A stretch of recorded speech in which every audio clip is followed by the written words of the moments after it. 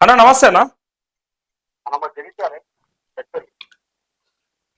అన్న good morning, చెప్పండి అన్న. ఓకే, 5 లక్షలు. ఉమ్.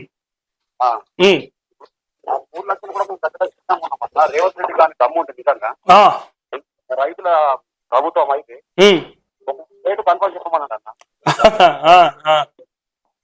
ఈ రైతు ప్రభుత్వం అంటే ఒకవేళ రైతు కట్టి ఉన్నాడు, వాళ్ళు ఒక డేటా చెప్తారు చెప్తారు అన్న. ఇప్పటిదాకా కట్టుడే కష్టం అన్నోళ్ళం ఇప్పుడు బాధకి కట్టినా సరే అనే బాధకు వచ్చినాం. అదే అన్న, కట్టడానికి ప్రతి ఒక్క రైతు రెడీ ఉన్నామన్నా. అదే ఏమంటున్నా, మనం ఇప్పుడు మీ నుంచి ఈ స్పందన వస్తేనే తెలుస్తుంది కదా ప్రభుత్వానికి. ఎక్కడో చోట ఎవరో చెప్పాలి కదా. రేవంత్ రెడ్డికి దమ్ము ధైర్యం ఉంటే ఒక డేట్ అనేది పెట్టమని చెప్పండి అన్న. కరెక్ట్. నేనేమంటున్నా, పెడతారు మనం వెయిట్ చేస్తున్నాము. అదే చూద్దాం, మనం కూడా ఆ దమ్ము ధైర్యం మనం కూడా చూద్దాం చేస్తారా లేదా. అదే అన్న, రైతుల పిచ్చోళ్ళ తీసుకోవడానికి ఇవన్నీ 4వ విడత అది అని చెప్పడం.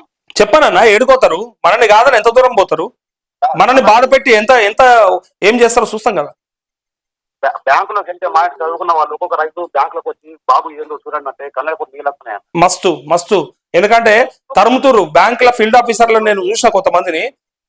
అరే వస్తుంది, ఎన్నిసార్లు వస్తారు మీరు చెప్పినా కదా అంటే ఆయనకి ఏం తెలుసా పాపం.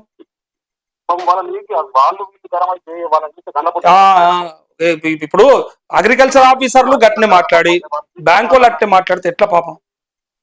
అదే అన్న, రైతుల మీద బాగా ఈ రేవంత్ ప్రభుత్వం కేసీఆర్ కూడా ఇట్లా చెప్పి ఇక్కడ ₹1,00,000 సరే ఇప్పుడు ఆయన చక్కగా చేయలేడు, ఈయన చేస్తాడు అనుకుని తెచ్చుకున్నాము. ఈయన కూడా గట్లే చేస్తే మనం ఏం చేయడం, మనదే ఉన్నది కదా, మన మంత్రం మనకు ఉన్నది కదా. చూద్దాం. అందుకే నేనేమంటున్నా, అది మనం బయట చెప్పొద్దు, మనం చేసేది మనం చేయాలి. ఓకే అన్న, రైట్ అన్న. సారీ కట్ అయిపోయింది. హలో అన్న, నమస్తే అన్న. మహబూబ్నగర్, చెప్పండి అన్న. అదే ఎంత తీసుకున్నారు మీరు, ఎక్కడ, ఏ ఊరు? వనపర్తి జిల్లా. వనపర్తి. ఎందుకు కాలే అన్న? అయ్యో కట్ అయిపోయింది అన్న, సారీ. వనపర్తి జిల్లా నుంచి ఆయన చేసింది, కాలేదట. ఎందుకు కాలేదు ఒకసారి మెసేజ్ పెట్టండి, పర్లేదు అన్న. చెప్పండి. హలో గణేష్ భాయ్, నమస్తే. నమస్తే నరేష్ అన్న. నమస్తే గణేష్ అన్న, నమస్తే అన్న. ఇప్పుడు మెసేజ్ పెట్టినా 2,21,000 ఉన్నాయన్న, మా భార్య కలిపి. ఇప్పుడు నీ మెసేజ్ చదివినా కాబట్టి నీ పేరు గుర్తుపట్టిన, గణేష్ అని వచ్చింది అన్న. చెప్పాలన్న, అది ఎట్లా చేయాలన్నా, అది మాకు మాపి రాలేదు. 4 రోజులు ఓపిక పడితే 21,000 కట్టమంటే కడదాము, కట్టకుండా మనం చేస్తారేమో కూడా చూద్దాం.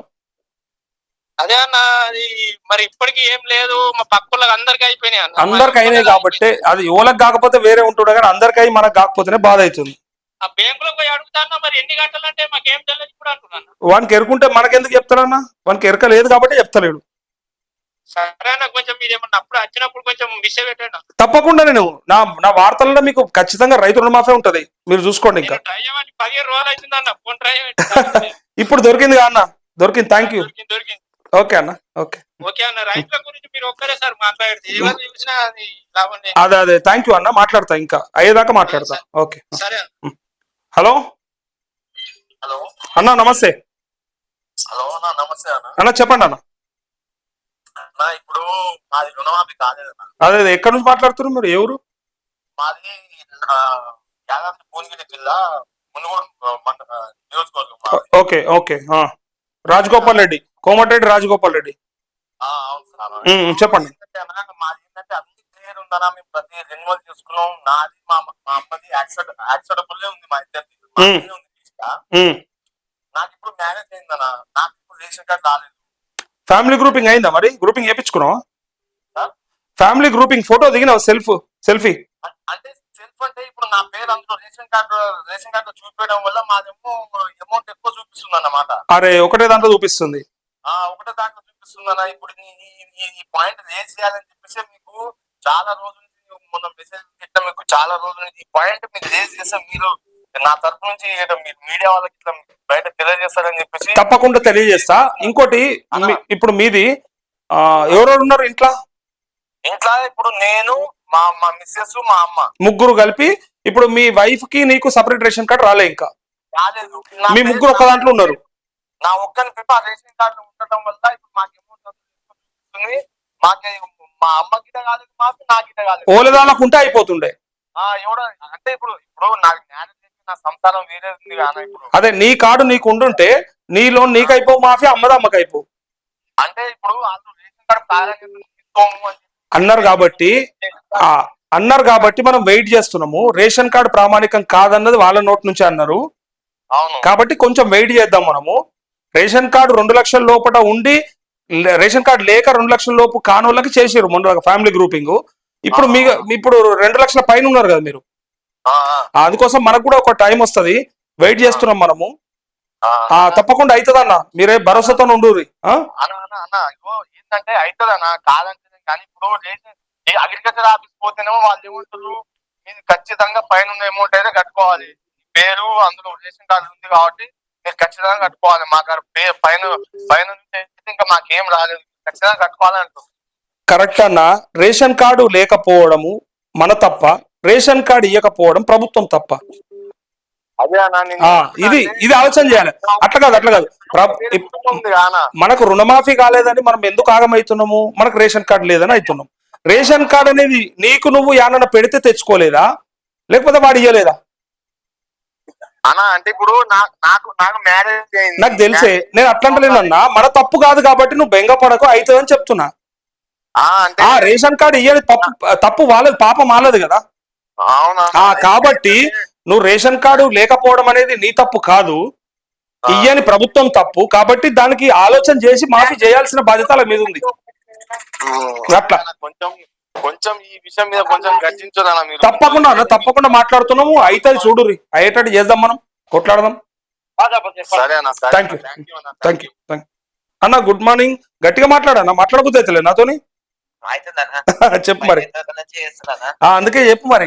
చెప్పన్నా. ఇది మాది మహబూబ్నగర్ జిల్లా అబ్బాయిపల్లె విలేజ్. మహబూబ్నగర్. చెప్పన్నా. మా ఇంట్లో 5 మంది, నేను, అమ్మ, నాన్న, 3 అన్నదమ్ములు. ఓకే. ముగ్గురికి పెళ్లి అయ్యి 5 సంవత్సరాలు అవుతుంది. ఒకటి రేషన్ కార్డులో మా అందరి పేర్లు ఇప్పటిదాకా సేమ్ కాలేదు, ఒకటే రేషన్ కార్డులు ఉండే వాళ్ళ కాలేదు. 8,50,000 8,50,000. ఇప్పుడు 2 లక్షల కోసానికి 6 లక్షలు కట్టాలి. అదే అర్థమవుతుంది. సార్ అడిగితే మీరు అందరు ఒకటే రేషన్ కార్డు ఉంటారు కదా, మీకు రాదని అంటారు. ఓకే, రాదని ఆయనకేం తెలియదు, వస్తుందని చెప్పినా ఆయనకేం తెలియదు. ప్రభుత్వం ఏదో డిసిషన్ తీసుకునే దాకా మనకేం తెలియదు. తీసుకున్న రోజు నేను పక్కా మీకు ఇన్ఫర్మేషన్ ఇస్తా. బట్ ప్రతి పట్టా పాస్బుక్ ఒక 2 లక్షలు చేయాలనేది మన డిమాండ్, మనం అడుగుతున్నాం. పట్టా పాస్బుక్ కి, ఎందుకంటే రేషన్ కార్డు సంబంధం పెట్టమని చెప్పి రాలే కాబట్టి మనము అది అడుగుతాము, అది అయ్యేదాకా ఫైట్ చేస్తాం. ఓకేనా?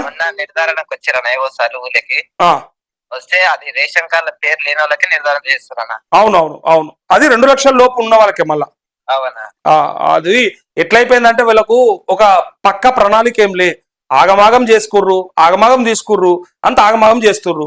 అవుతుంది అనుకోనికి అయితలేదు, కానోనికి అవుతుంది, అయినోనికి అయితలేదు, అంత కింద మీద ఉన్నది మొత్తం. ప్రభుత్వ ఉద్యోగికి కాదని చెప్తుర్రు కానీ అవుతున్నాయి, పాత లోన్లకు కావని చెప్తుర్రు అవుతున్నాయి. మాకు మ్యారేజ్ అయ్యి 6 సంవత్సరాలు అవుతుందన్న, రేషన్ కార్డు లేవు. అదే కేసీఆర్ని అడగాలి, రేషన్ కార్డు ఎందుకు ఏ బుద్ధి కాలేదా మాకు అని. మనం అనుభవిస్తాం. అందుకంటే మన తప్పేం లేదు, రేషన్ కార్డు లేకపోవడం అనేది మన మిస్టేక్ అసలుకే కాదు, ప్రభుత్వందే. సో వాళ్ళే ఆలోచన చేసి లేని వాళ్ళకి అందరికి మాఫీ చేయాలి. తప్పకుండా మాట్లాడుతున్నాం అన్న. ఓకే అన్న, సీఎం జిల్లా రైట్ అన్న. Okay, thank you.